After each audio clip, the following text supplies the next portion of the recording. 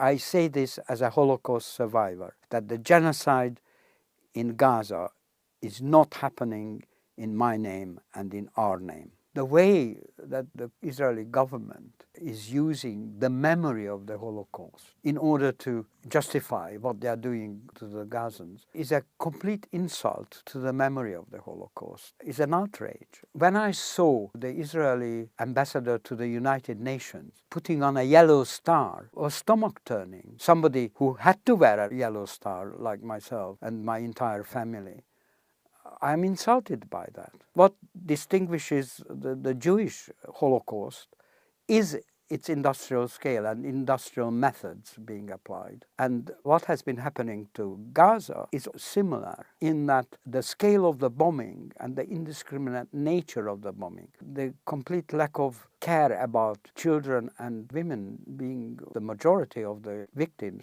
amounts to industrial scale of genocide. The painting of the Palestinian people as worthless, almost animal-like by the description of some of the leaders. That dehumanization enables the population of Israel to tolerate what's going on. The way that Palestinian people who were arrested were treated, having to take their clothes off and parading them, it's part of the humiliation. In the West Bank, the way the checkpoints are organized, the way that you are forced to wait for hours for no reason in order to go to school or go to work, etc. All this amounted to humiliation, similar to what we experienced. The sort of determination and consistency with which they are setting about to destroy the whole of Gaza is very similar to the kind of cruelty and determination of the fascist regimes, some of the actions of the Nazi state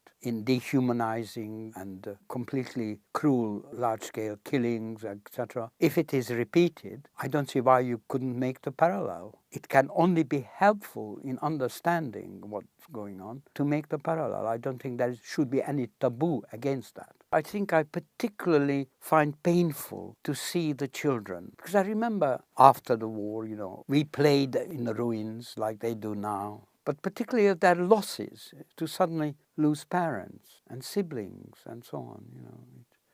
There was a boy in the same rescue homes where I was. He was traveling on a tram with his parents. This boy moved to the front to stand behind the tram driver because he was interested in how he was working the levers and so on. At the next stop, an Arrow Cross raiding party came on and asked for papers. And the parents were identified as Jews and arrested straight away. The son was separated at the front, and they had to make an immediate decision whether to say something to him and involve him or let him perhaps escape the net. And that's what they decided. So they were taken down from the tram and sent to Auschwitz. They never said goodbye to their son, and they perished in Auschwitz. So that was the end of the family.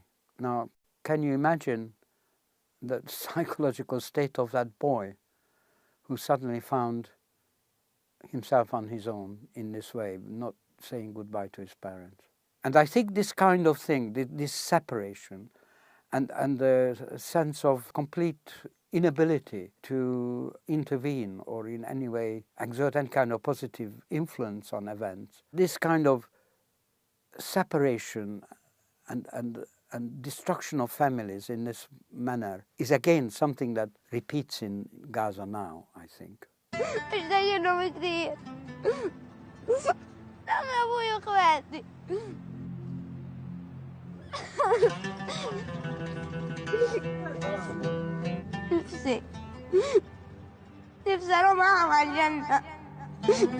I heard that some families divide the children and leave some with one branch and some with the other, so that at least somebody should survive from the family. There's an echo of the same experience.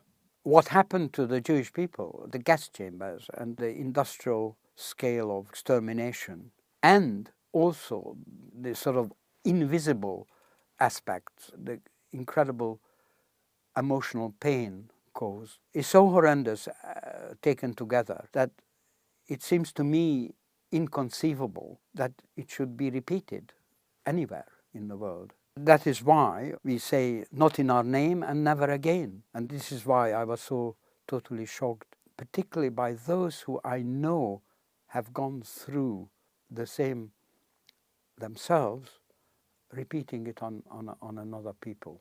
I take as an extreme example one of my cousins, a late cousin, she died some years ago, who was a young girl taken to Auschwitz from Transylvania. Because she was young and strong, she was put to work, and she worked in a warehouse sorting clothes. And one day she was sorting her parents' clothes, meaning that they had already been taken to the gas chamber. I think it's difficult to understand the emotional experience of doing or being in that situation. Yet she came back to Israel, and first to Romania and then Israel, and she was as racist as the rest of them against the Palestinians. Now, how it's beyond understanding how you can do that, and with the background that she had. I think this is to do with the extreme propaganda and the dehumanization. Zionism was a very unfortunate and sad development for the Jewish people.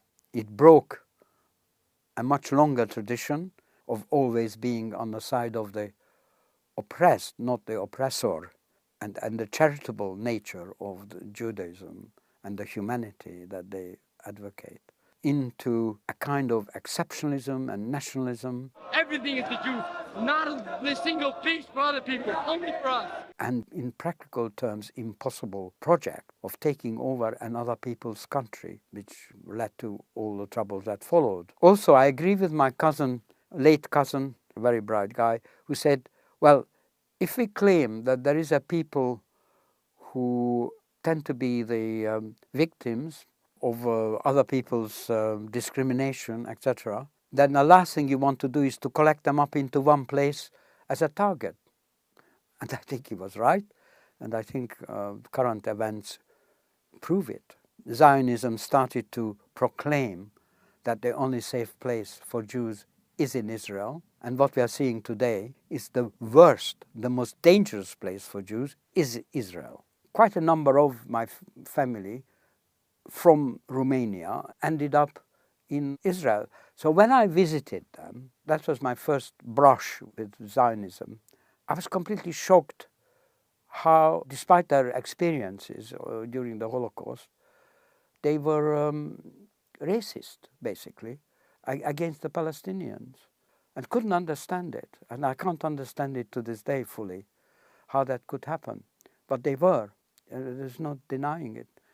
And I found that atmosphere of racism was prevailing generally in Israel. And I turned strongly against that. Later on, I saw the repeated brutality of action against Palestinians, and it became more and more horrifying, and the very cruel attack on Gaza was the ultimate. And the use of the Holocaust background as a cover for all this was just unbearable. I mean, it was criminal, I felt. And this is when I became more active in trying to protest. Today's marches are having a very hopeful aspect. It is so large, so persistent, so global, that eventually the Western leadership, which are trying to deny what is actually going on, will be forced to face up to it. And I think we are not far from that. There was no parallel to that in the Jewish Holocaust experience. In fact, there was great abandonment. There were some, very few, very brave people who risked everything to be on the right side of history and to rescue as much as possible. But the majority of people were too afraid and looked the other way. I find it completely incomprehensible, really, how you can do anything but totally condemn quite clear genocide. And anybody who doesn't do that, it will be revisited on him or her to look back on, to be on the wrong side of history and seriously guilty. And that goes for the UK government, to Keir Starmer and the shadow cabinet. And some of the church leaders, the chief rabbi, completely identifies with Israel and Zionism. I think it's important to stand up against this conflation that is propagated between Jewishness and Zionism. If you do not stand up and criticize it and divorce yourself from it, then it sort of besmirches all Jews, basically. And I think it's essential to show that from a point of view of the morale of the people that is being victimized in the name of the Jewish people, that this is not supported universally by Jewish people at all, but it's simply the Zionist and Israeli establishment which does it, which are not too far from fascistic attitudes. I think fascism thrives on indifference and the general public being intimidated or looking the other way out of self-preservation and comfort.